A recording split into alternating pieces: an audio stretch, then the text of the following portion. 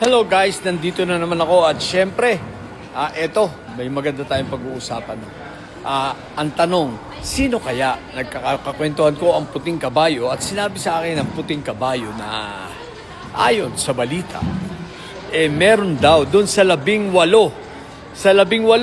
na mga marites, meron daw ilan na bumaliktad na at mukhang kung sila ay aalokin na maging testigo, no, nitong mga nagdemanda sa kanila, kanilang tatanggapin. Actually, mukhang may nagpahiwatig na at naghihintay na lang na magbigay sila ng feelers, no? So, tingnan natin kung sino ang mga...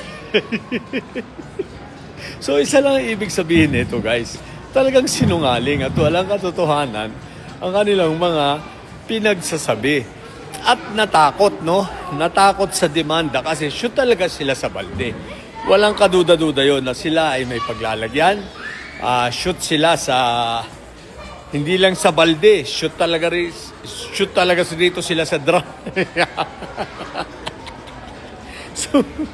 So, mga nag-atrasa na.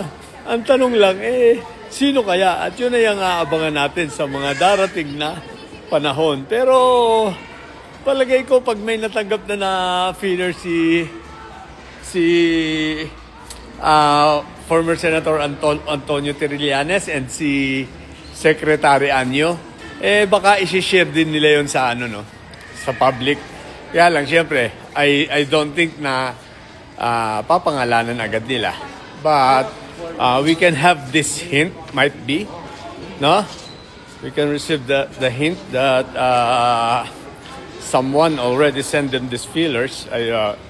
But syempre, natural yon. They will not disclose ang mga pangalan ng mga tao just to protect and protect them from bullying, harassment, or threat, di ba? So ang importante yon. Merong nagpahayag na.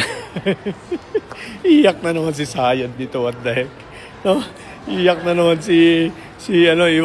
alam mo, pinakamalakas sa magiging iyak na ito, for sure, ay si Mike Diferencia at si Atty. Baluga. Kasi lalo silang malulugbok nito. So, obvious na. Pero kung papapansin nyo, mga body language itong si Mike Diferencia, takot din pala. Takot din sa demanda, no? Kunwari lang yung kanya na harapin ko, wala, palusot niya lang yun Pero this time, itong demandang ito na kinaharap nila, at seryoso seryoso Secretary Anyo, mas seryoso si Sentry dito. Talagang may paglalagyan sila. Mai-shoot sila sa balde rito. At yung sabi ni Mike Diferencia na hindi kailangan hanapin ang trabaho nito mga nila Trillanes at nila Secretary Anyo, hanapin ang katotohanan. Paano naging trabaho nila hanapin ang katotohanan? Hindi naman sila investigador, no? And in principle, yes, hinahanap nila Sentry ang katotohanan. Kaya nga sila nagdemanda di ba? Para makita nila kung totoo ang sinasabi ng mga ito. So, basically, hinahanap nila Sentry ang katotohanan. Naulat sila kung ano mangyayari, no? So, yun lang. Kaya katuwa naman yun. Sabi ng puting kabayo, may tumalikod na.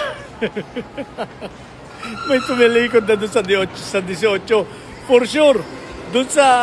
Nandun yun. Kung sino man yun. Ang hint natin nandun sa mga hindi umattend. Nung last press ko, no? Yung mga hindi na umattend doon, sigurado.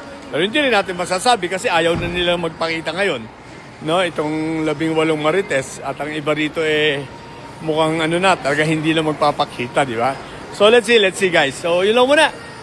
Sa mga bobondidilis dyan at may sayad ang tatay nyo ay karton.